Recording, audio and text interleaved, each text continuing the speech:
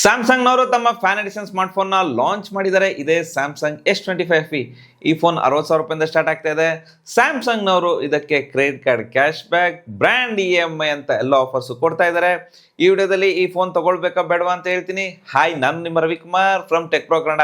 ಈ video start ಮಾಡೋಕ್ಕಿಂತ ಮುಂಚೆ ನಮ್ಮ ಚಾನಲ್ನ ಸಬ್ಸ್ಕ್ರೈಬ್ ಮಾಡಿ, ಬೆಲ್ ನೋಟಿಫಿಕೇಶನ್ ಆನ್ ಮಾಡಿ. ಬನ್ನಿ ಫೋನ್ನ ಅನ್ಬಾಕ್ಸಿಂಗ್ ಮಾಡೋಣ. ಡೈರೆಕ್ಟಾಗಿ ನಮಗೆ ಬಾಕ್ಸ್ ಓಪನ್ ಮಾಡ್ತಾ ಇದ್ದಂಗೆ ನೇವಿ ಬ್ಲೂ ಫೋನ್ ಸಿಗ್ತಾ ಇದೆ. ಪ್ರೀಮಿಯಮ್ ಆಗಿದೆ ಫೋನು, ಬಿಲ್ಡ್ ಕ್ವಾಲಿಟಿನೂ ಚೆನ್ನಾಗಿದೆ. ಆ ನಂತರ ಅದರ ಕೆಳಗಡೆ ನಮಗೆ ಇನ್ನೊಂದು ಬಾಕ್ಸ್ ಸಿಗ್ತಾ ಇದೆ. ಆ ಬಾಕ್ಸ್ ಓಪನ್ ಮಾಡ್ತಾ ಇದ್ದಂಗೆ ಡೈರೆಕ್ಟಾಗಿ ನಮಗೆ ಸಿಮ್ ಎಜೆಕ್ಟರ್ ಟೂಲ್ ಸಿಗ್ತಾ ಇದೆ. ಆ ನಂತರ ಡಾಕ್ಯುಮೆಂಟೇಶನ್ ಸಿಗ್ತಾ ಇದೆ. C2C ಕೇಬಲ್ ಸಿಗ್ತಾ ಇದೆ. ಈ ಫೋನ್ಗೆ ನೀವು 44 ವಾಟ್ಸ್ ಅಡಾಪ್ಟರ್ ತೊಗೊಬೋದು, ಇಲ್ಲ 25 ವಾಟ್ಸ್ ಅಡಾಪ್ಟರ್ ತೊಗೊಬೋದು. ನೀವೊಂದು ಬ್ಯಾಕ್ ಕೇಸ್ ಹಾಕೊಳ್ಬೇಕು, ಒಂದು ಪ್ರೀಮಿಯಂ ಕೇಸ್ ಹಾಕೊಳ್ಬೇಕು. ಇದು ಬಿಟ್ಟರೆ ಇನ್ನೇನು ತಗೊಳ್ಳೋ ಅವಶ್ಯಕತೆ ಇಲ್ಲ. ಇನ್ನು ಈ ಫೋನ್ನ ಡಿಸೈನ್ ನೋಡೋದಾದ್ರೆ ತುಂಬ ಪ್ರೀಮಿಯಂ ಆಗಿದೆ, ನೋಡೋದಕ್ಕೆ ಚೆನ್ನಾಗಿದೆ. ಇನ್ನು ಇದರ ಬ್ಯಾಕ್ನಲ್ಲಿ ಗ್ಲಾಸ್ ಇದೆ, ಮ್ಯಾಟ್ ಫಿನಿಶಿಂಗ್ ಸಿಗುತ್ತೆ. ಇದಕ್ಕೆ gorilla glass Victus plus protection ಸಿಗ್ತಾ ಇದೆ. ಇದು ಸ್ವಲ್ಪ ಸ್ಟ್ರಾಂಗ್ ಇದೆ. ಇನ್ನು ಇದರ ಫ್ರೇಮ್ ಅಲ್ಯೂಮಿನಿಯಂ ಇಂದ ಮಾಡಲಾಗಿದೆ, ಮ್ಯಾಟ್ ಫಿನಿಶಿಂಗ್ ಇದೆ. ಇದರ ಮೇಲೆ ಫಿಂಗರ್ ಪ್ರಿಂಟ್ ಮಾರ್ಕ್ ಬೀಳಲ್ಲ. ಇದರ ಡಿಸೈನ್ ಸ್ಯಾಮ್ಸಂಗ್ S24 ತರ ಸೇಮ್ ಇದೆ. ಈ ಫೋನ್ 3 ಕಲರಲ್ಲಿ ಸಿಗ್ತಾ ಇದೆ. ಈಗ ನಮ್ಮ ಹತ್ರ ಇರೋದು ನೆವಿ ಬ್ಲೂ. ಇನ್ನು ಉಳಿದ ಕಲರ್ ನೋಡೋದಾದ್ರೆ ಬ್ಲ್ಯಾಕ್ ಕಲರ್ ಮತ್ತು ವೈಟ್ ಕಲರ್. ಈ 3 ಕಲರಲ್ಲಿ ಈ ಫೋನ್ ಚೆನ್ನಾಗಿ ಕಾಣುತ್ತೆ. ನಿಮ್ಗೆ ಯಾವ ಕಲರ್ ಇಷ್ಟ ಆಯಿತು ಅಂತ ಕಮೆಂಟ್ ಮಾಡಿ. ಮತ್ತು ಈ ಫೋನ್ 192 ಗ್ರಾಮ್ಸ್ ವೇಟ್ ಇದೆ, 7.4 mm ಥಿಕ್ನೆಸ್ನ ಹೊಂದಿದೆ. ಈ ಫೋನ್ ತುಂಬಾ ತಿಕ್ಕಾಗಿದೆ, ಲೈಟ್ ವೇಟ್ ಆಗಿದೆ, ವೇಟ್ ಜಾಸ್ತಿ ಇಲ್ಲ. ಇನ್ ಹ್ಯಾಂಡ್ ಫೀಲ್ ತುಂಬಾ ಚೆನ್ನಾಗಿದೆ, ಲೈಟ್ ವೇಟ್ ಫೀಲ್ ಕೊಡುತ್ತೆ. ಮತ್ತು ಈ ಫೋನ್ ಫ್ರಂಟಲ್ಲಿ ಪಂಚೋಲ್ ಕ್ಯಾಮ್ರಾ ಇದೆ. ಇದರ ಬ್ಲೆಸರ್ಸ್ ತುಂಬಾ ಕಡಿಮೆ ಇದೆ.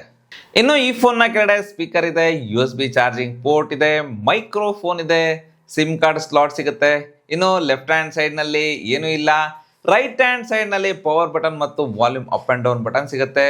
ಮತ್ತು ಈ ಫೋನ್ನ ಮೇಲೆ ಮೈಕ್ರೋಫೋನ್ ಸಿಗುತ್ತೆ. ಈ ಫೋನಲ್ಲಿ ನಿಮಗೆ ಡ್ಯುಯಲ್ ಸ್ಪೀಕರ್ ಸಿಗ್ತಾ ಇದೆ. ಇದರ ಸೌಂಡ್ ಕ್ವಾಲಿಟಿ ಚೆನ್ನಾಗಿದೆ, ಜೋರಾಗಿ ಕೇಳುತ್ತೆ. ಇದರ ಸೌಂಡ್ ನೀವೇ ಕೇಳಿ.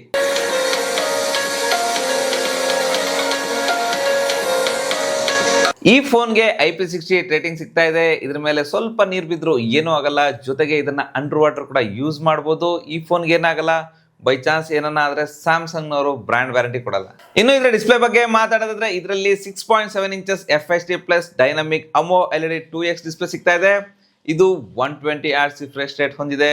ಯೂಸ್ ಮಾಡಿದಾಗ ಸ್ಮೂತ್ ಆಗಿ ವರ್ಕ್ ಆಗುತ್ತೆ. ಜೊತೆಗೆ ಈ ಫೋನ್ನ ಡಿಸ್ಪ್ಲೇ ಸ್ವಲ್ಪ ಪ್ರೀಮಿಯಂ ಆಗಿದೆ. ಇದರಲ್ಲಿ 1900 ಪೀಕ್ ಬ್ರೈಟ್ನೆಸ್ ಸಿಗ್ತಾ ಇದೆ. ಇದರ ಡಿಸ್ಪ್ಲೇ ಬ್ರೈಟ್ ಆಗಿದೆ. ಔಟ್ಡೋರ್ನಲ್ಲಿ ಆರಾಮಾಗಿ ಯೂಸ್ ಮಾಡ್ಬೋದು, ಎಲ್ಲ ವಿಸಿಬಲ್ ಆಗಿರುತ್ತೆ.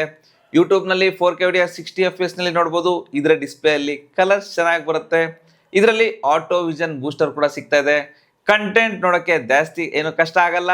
ಇದರಲ್ಲಿ ನಾನು ತುಂಬ ಕಂಟೆಂಟ್ ನೋಡಿದ್ದೀನಿ. ಈ ಫೋನ್ನ ಡಿಸ್ಪ್ಲೇ ತುಂಬ ಇಷ್ಟ ಆಯಿತು. ಈ ಫೋನ್ 3 ವೇರಿಯಂಟ್ನಲ್ಲಿ ಬರ್ತಾ ಇದೆ.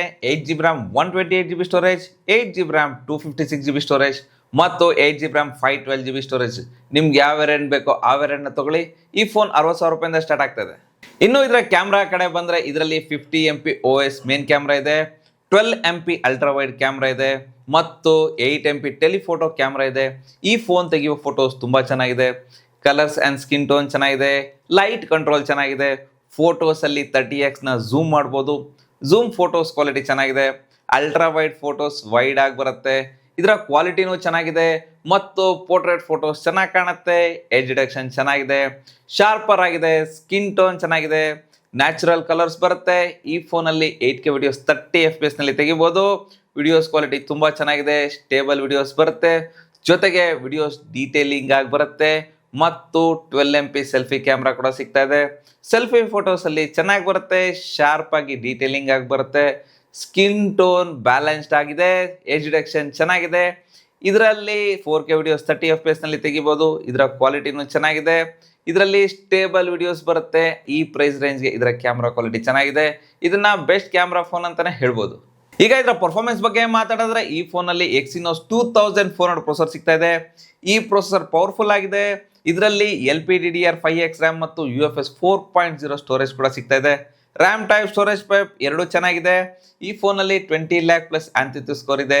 89% CPU ಥ್ರೊಟಲ್ ಕೂಡ ಇದೆ.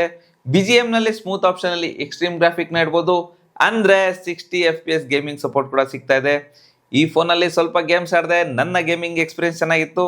ಆದರೆ ಈ ಫೋನ್ ಸ್ವಲ್ಪ ವಾರ್ಮ್ ಫೀಲ್ ಆಗುತ್ತೆ, ಆದರೆ ಇದು ಬೇಗ ಕೂಡ ಕೂಲ್ ಕೂಡ ಆಗುತ್ತೆ. ಇದರಲ್ಲಿ 10% ಲಾರ್ಜರ್ VC ಕೂಲಿಂಗ್ ಚೇಂಬರ್ ಕೂಡ ಸಿಗ್ತಾ ಇದೆ. ಗೇಮ್ಸ್ಗೋಸ್ಕರ ಈ ಫೋನ್ ಚೆನ್ನಾಗಿದೆ. ಗೇಮ್ಸ್ ಆಡಿದಾಗ ಯಾವುದೇ ಫ್ರೇಮ್ ಡ್ರಾಪ್ ಆಗಲ್ಲ, ಲ್ಯಾಗ್ ಫೀಲ್ ಆಗಲ್ಲ. ಇದರಲ್ಲಿ ಸ್ಮೂತ್ ಗೇಮಿಂಗ್ ಎಕ್ಸ್ಪೀರಿಯನ್ಸ್ ಕೂಡ ಸಿಗುತ್ತೆ. ಗೇಮ್ಸ್ಗೋಸ್ಕರ ಈ ಫೋನ್ ಚೆನ್ನಾಗಿದೆ, ತಗೊಳ್ಬೋದು. ಸ್ವಲ್ಪ ಹೀಟ್ ಆಗುತ್ತೆ, ಆದರೆ ಬೇಗ ಕೂಲ್ ಕೂಡ ಆಗುತ್ತೆ. ಈಗ ಇದರ ಸಾಫ್ಟ್ವೇರ್ ಬಗ್ಗೆ ಮಾತಾಡಿದ್ರೆ ಈ ಫೋನಲ್ಲಿ One UI 8 ಮತ್ತು Android 16 ಬರ್ತಾ ಇದೆ. ಈ ಫೋನ್ 7 ವರ್ಷ OS ಅಪ್ಡೇಟ್ ಮತ್ತು 7 ವರ್ಷ ಸೆಕ್ಯೂರಿಟಿ ಅಪ್ಡೇಟ್ ಕೂಡ ಸಿಗ್ತಾ ಇದೆ. ಈ ಫೋನ್ನ 6 ರಿಂದ 7 ವರ್ಷ ಆರಾಮಾಗಿ ಯೂಸ್ ಮಾಡ್ಬೋದು. ಲಾಂಗ್ ಟರ್ಮ್ ಯೂಸ್ಗೆ ಈ ಫೋನ್ ಚೆನ್ನಾಗಿದೆ ಮತ್ತು ಈ UI ನಲ್ಲಿ ಯಾವುದೇ ಅನ್ನೆಸರಿ ಆಪ್ಸ್ ಬರಲ್ಲ. ಈ UI ತುಂಬಾ ಚೇಂಜ್ ಆಗಿದೆ ಮತ್ತು ತುಂಬಾ ಕಸ್ಟಮೈಸೇಷನ್ ಆಪ್ಷನ್ ಕೂಡ ಸಿಗ್ತಾ ಇದೆ. ಇದರ ಜೊತೆಗೆ ತುಂಬಾ AI ಫೀಚರ್ಸ್ ಕೂಡ ಸಿಗ್ತಾ ಇದೆ. ಇನ್ನು ಇದರ ಸೆಕ್ಯೂರಿಟಿ ಕಡೆ ಬಂದರೆ ಈ ಫೋನಲ್ಲಿ in display fingerprint sensor ಇದೆ. ಇದು ಸ್ವಲ್ಪ ಫಾಸ್ಟ್ ಆಗಿ ವರ್ಕ್ ಆಗುತ್ತೆ ಮತ್ತು ಫೇಸ್ ಅನ್ಲಾಕ್ ಕೂಡ ಇದೆ. ಇದು ಫಾಸ್ಟ್ ಆಗಿ ವರ್ಕ್ ಆಗುತ್ತೆ. ಈ ಫೋನಲ್ಲಿ 4900 mAh ಬ್ಯಾಟ್ರಿ ಸಿಗ್ತಾ ಇದೆ. ಇದು 45 ವಾಟ್ಸ್ ಚಾರ್ಜಿಂಗ್ ಸಪೋರ್ಟ್ ಮಾಡುತ್ತೆ. ಇದು ಫಾಸ್ಟ್ ಆಗಿ ಚಾರ್ಜ್ ಆಗುತ್ತೆ.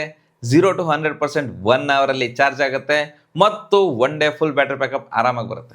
ಕನೆಕ್ಷನ್ ಕಡೆ ಬಂದರೆ ಇದರಲ್ಲಿ ಮಲ್ಟಿಪಲ್ 5G ಬ್ಯಾಂಡ್ ಸಿಗ್ತಾ ಇದೆ, Wi-Fi 6 ಇದೆ, ಬ್ಲೂಟೂತ್ 5.4 ಸಿಗ್ತಾ ಇದೆ ಮತ್ತು NFC ಕೂಡ ಸಿಗ್ತಾ ಇದೆ. ಅವಶ್ಯಕತೆ ಇರೋ ಎಲ್ಲ ಕನೆಕ್ಷನ್ ಕೂಡ ಸಿಗ್ತಾ ಇದೆ. ಸೊ ಈ ಫೋನ್ ಚೆನ್ನಾಗಿದೆ, ಈ ಫೋನ್ನ ತಗೊಳ್ಬೋದು. ಮತ್ತು ಈ ಫೋನ್ ಬಗ್ಗೆ ನಿಮ್ಗೆ ಏನಿಸ್ತು ಅಂತ ಕಮೆಂಟ್ ಮಾಡಿ. ಇದೇ ತರ ಟೆಕ್ ವಿಡಿಯೋಸ್ಗಾಗಿ ನಮ್ಮ ಚಾನಲ್ನ ಸಬ್ಸ್ಕ್ರೈಬ್ ಮಾಡಿ, ಬೆಲ್ ನೋಟಿಫಿಕೇಶನ್ ಆನ್ ಮಾಡಿ. Ravikumar signing off. Thank you, ಧನ್ಯವಾದಗಳು.